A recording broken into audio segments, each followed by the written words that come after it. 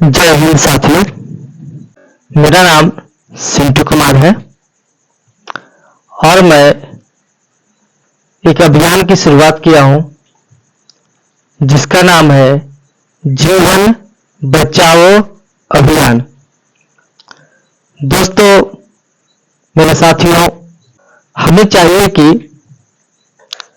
मान लीजिए कि हम दिल्ली जा रहे हैं। दिल्ली जाते वक्त यदि हम अपने रास्ते को भटक जाते हैं तो हमारा कर्तव्य बनता है कि सही रास्ते को पूछ करके, समझ करके, तब जाकर के उस रास्ते पर आगे बढ़े, तब जाकर के हम दिल्ली पहुंच सकते हैं। ठीक उसी प्रकार जीवन, जो जीवन है वो भी एक तरह का रास्ता ही है।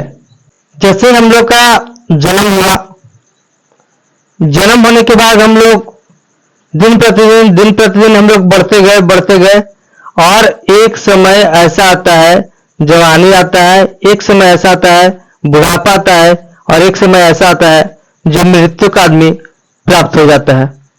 तो मेरा कहने का मतलब यह है कि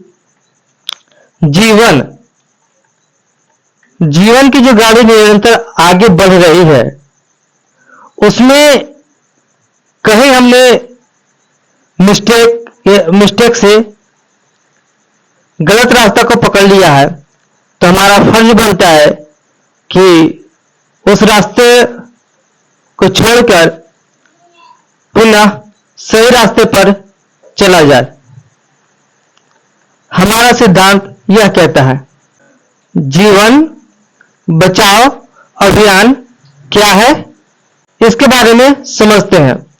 दोस्तों, जीवन को जब हम संधि विच्छेद करते हैं, तोड़ते हैं, तो इससे पता चलेगा जीव प्लस वन इक्वल टू जीवन। यानी कि जो जीव है, जीव मतलब इस धरती पर सभी जीव, और वन का मतलब होता है जंगल। जो वन, कभी सुने होंगे आप किसी में वनवास, तो वही वन। तो जीव प्लस वन इक्वल टू जीवन। तो इस धरा पर, इस धरती पर जितने भी जीव है, यह मानव जीवन है या फिर आपको किसी जानवर का जीवन है या किसी जल में रहने वाले जीव का जीवन है, सभी जीवन की मैं यहां पे बात कर रहा हूं, या आकाश में उड़ने वाले पक्षियों का जीवन है। कुल मिलाकर हमने सभी जीव को इसमें लिया है, या धरती के जो नीचे रहते हैं सभी जीव, यानी हर वो जीव जो धरती माता ने जन्म दिया है, हर किसी का अपना एक मुख्य काम है और हर किसी का सीक्वेंस के अनुसार ही सब किसी का जीवन चलता है। जैसे एक बेसिकली हम लोग बात समझते हैं, जैसे कोई बाइक को उठा लीजिए, बाइक की चाबी बोलेगी कि मैं इसमें इंपोर्टेंट हूं, अगर मैं इसमें लग करके इग्निशन ऑन ना करूं तो आगे नहीं जा सकते हो। तो इग्निशन ऑन करने से गाड़ी नहीं चलती है। सिर्फ गाड़ी चलने के लिए गाड़ी का हर पार्ट्स एक जरूरी चीज होता है। जैसे इग्निशन हो गया ऑन, अब वो गाड़ी पंचर है, आगे जा पाएगी? नहीं जा पाएगी। इग्निशन ऑन हो गया, पेट्रोल नहीं है, गाड़ी नहीं चल पाएगी। या इग्निशन ऑन है, कहीं से कोई मिस्टेक है और तो गाड़ी नहीं चल पाएगी। तो कुल मिलाकर सभी चीजों का यही होना इंपॉर्टेंट है, तब जाकर के वो गाड़ी चलती है। ठीक उसी प्रकार मानव जीवन का जो गाड़ी है वो सब एक दूसरे जीव से कनेक्टेड है। कोई भी एक जीव को अगर हम लोग क्षति करते हैं तो हमारी जीवन की गाड़ी रुकती है और हमारा जीवन को जो गाड़ी है जो अनबैलेंस होता है, जिसकी वजह से हमारा जो दिनचर्या है या हम जो जी रहे हैं उसमें रुकावटें आती है। तो बेसिकली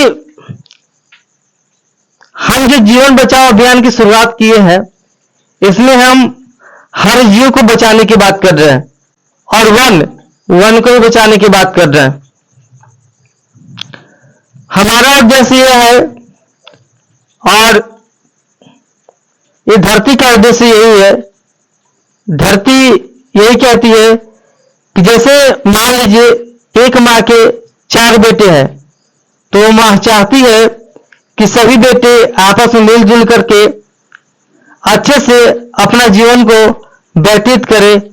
ठीक उसी प्रकार हम लोग भी धरती माता के संतान है, यानी कि इस धरा पर सभी जीव जो है धरती माता की देन है, और इसका भरण पोषण भी धरती माता ही करती है। दोस्तों, साथियों, मैं बता दूं कि जो आप जल का प्रयोग करते हैं वो धरती माँ ने दिया है। जो अन्न का प्रयोग करते हैं वो धरती माँ ने दिया है। जो हम लोग हवा का प्रयोग करते हैं वो धरती माँ ने दिया है। और भी बहुत सारे ऐसे चीज जिसको हम प्रयोग में ला करके अपने जीवन को आगे बढ़ाते हैं, वो धरती माँ ने दिया है। और धरती माँ ने सिर्फ मानव जीवन को ही, मानव को, मनुष्य को ही सिर्फ नहीं दिया है, अपितु प्रकृति ने पूरे जीव को जन्म दिया है। वो सबके लिए भोजन की, पानी की, रहने की हर तरह की व्यवस्थाएं बनाई हुई। कुछ में थोड़ा बहुत फेरबदल करना होता है, तो सब किसी का जीवन चक्र इस तरह से चलता है। साथियों, मनुष्य जीवन का एक मूल कर्तव्य होता है कि प्रकृति के द्वारा, धरती माता के द्वारा जो भी संसाधन मिले हैं उसका समुचित उपयोग करें और बचाए रखें। दोस्तों, साथियों, हमारी धरती माता का कहना है कि सब लोग आपस में मिलजुल कर रहो। इसलिए आपसी सामंजस्य बिठाने के लिए समझने की जरूरत है। सही क्या है, गलत क्या है, अच्छा क्या है, बुरा क्या है, सब बातें समझ बूझ करके किसी भी निर्णय को लेना चाहिए। जैसे पक्षी, पानी में रहने वाले जीव, मछली या धरती पर रहने वाले जानवर, जीव आपस में उनकी लड़ाई नहीं बचती है, क्योंकि हर जीव को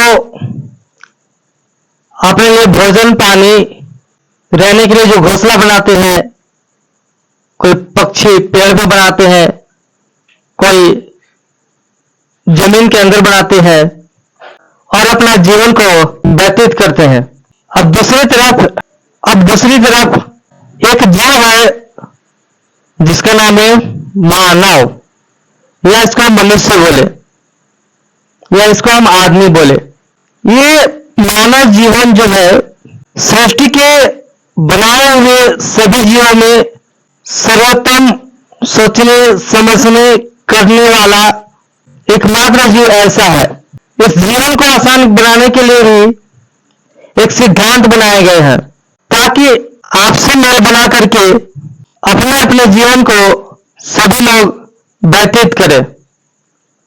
पर किसी के मन में लोभ, लालच, ईर्ष्या का जन्म हो जाता है, और जब जन्म होता है तो वह उसकी भूख बढ़ जाती है। जब भी कोई मनुष्य प्रकृति के बनाए हुए सिद्धांतिक नियम को तोड़ करके आगे बढ़ता है, तो एक व्यक्ति के नियम तोड़ने से पूरे प्रकृति रहने वाले हर जीव का जीवन में उथल पुथल मच जाता है। तो ध्यान से समझिएगा आगे की बातें।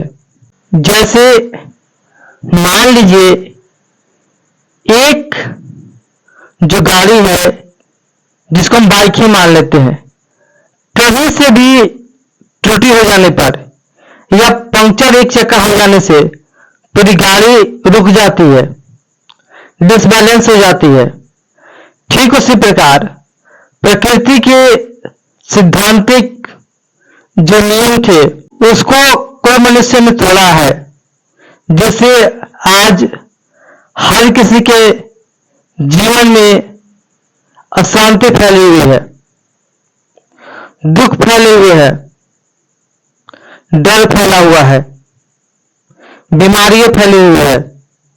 हमारा जीवन जो इस धरती पर मिला था जीवन को व्यतीत करने के लिए, तो उस व्यतीत करने के लिए हमें भोजन, पानी, अन्न ये सब प्रकृति ने हमें दिया है। पर उस अन्न को भी उगाने के लिए हमें जिन जिन स्रोतों की जरूरत थी वो प्रकृति ने हमें वो भी दिया है, जिसको हम लोग बोलते हैं जानवर। जानवर हमारे जीवन की रीढ़ की हड्डी हुआ करती थी।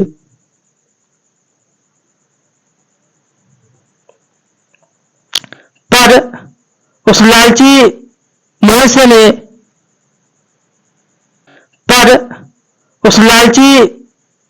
ने इंसान ने एक सपना देखा पूरी धरती के मालिक बनने का। तो सारी की सारी गड़बड़ वहीं से पैदा हुई है और उसी गड़बड़ की वजह से पूरी दुनिया में सबका जीवन अशांत हो गया है। सैद्धांतिक नियम यह कहता है कि सबको मिलजुल करके अच्छे से रहना चाहिए। यह बात हर किसी मां के मुंह से जरूर आपने सुना होगा। यह मूल सिद्धांत है। ठीक उसी प्रकार धरती माता भी यही कहती है कि सब लोग मिलजुल करके रहो। पर यहां अधिक पाने की चाहत में लोगों ने पूरे प्रकृति के सिस्टम को डिसबैलेंस कर दिया है। जैसे पहले जब खेती होती थी तो प्राकृतिक जो चीजें थी जो वेस्ट होती थी, जैसे पत्ता, बहुत सारे जो भी प्रकृति का वेस्ट होता था वही होता था और उसी वेस्ट का प्रयोग करके हम लोग खेती किया करते थे। पर उस लोभी इंसान ने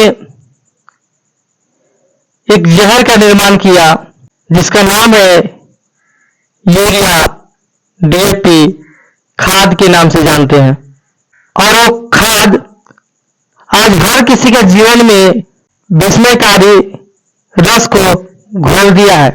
हर किसी के जीवन में, यह सिर्फ मनुष्य के जीवन में नहीं है, धरती में रहने वाले सभी जीव, पानी में रहने वाले सभी जीव, पक्षी जो आसमान में रहते हैं यानी कि धरती पे ही रहते हैं पर हवा में उड़ते हैं, तो सभी तरह के जीव को उसने डिसबैलेंस कर दिया है। मैं समझ रहा हूं कि आप लोग के मन में एक सवाल पैदा हो रहा होगा कि आखिर वे लोग कौन है जो प्रकृति के सिद्धांत को, धरती मां के बनाए हुए सिद्धांत को, वचन को तोड़े हुए है। तो बता दें साथियों, उसका नाम कभी किताबें में नहीं पढ़ाई जाती है या कहीं पर ऐसे लिखा नहीं जाता है या मार्केट में उसका प्रचार नहीं है कि फलाने अमीर आदमी की तरह उसका प्रचार है। वह एक गुप्त रूप से पूरी दुनिया को मैनेज करता है जिसका नाम है 13 फैमिलियों के समूह है। जैसे गाड़ी का सब समूह होता है ना, कोई चक्का होता है, कोई बेयरिंग होता है, कोई गियर होता है, ठीक उसी प्रकार उन 13 फैमिलियों ने मिलकर के पूरी दुनिया को जकड़ रखा है, जिसको बोलते हैं रॉकफेलर फैमिली, रॉकफेलर फैमिली इत्यादि इत्यादि जो नाम आपको है और टेरा फैमिली का नाम आपको हम अगले वीडियो में बताएंगे कि टेरा फैमिली जो है पूरी दुनिया को कंट्रोल करना चाह रहा है, पूरी दुनिया का मालिक बनना चाह रहा है और वो लोग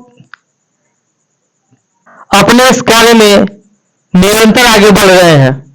तो अब हम सब लोग मनुष्य का दैनिक कर्तव्य है कि अपनी आंखें खोले, समझे, बुझे और इसके रोकथाम की हम उपाय करें। और मैं आपसे यह बता देना चाहता हूं साथियों कि आपके किसी तरह के प्रश्न या आपके कोई और विचार हो तो हमारे कमेंट सेक्शन में आप अपने विचार जरूर रखें। फिर अगले वीडियो में मिलेंगे नए नए तथ्यों के साथ, नई नई जानकारियों के साथ। तब तक के लिए धन्यवाद।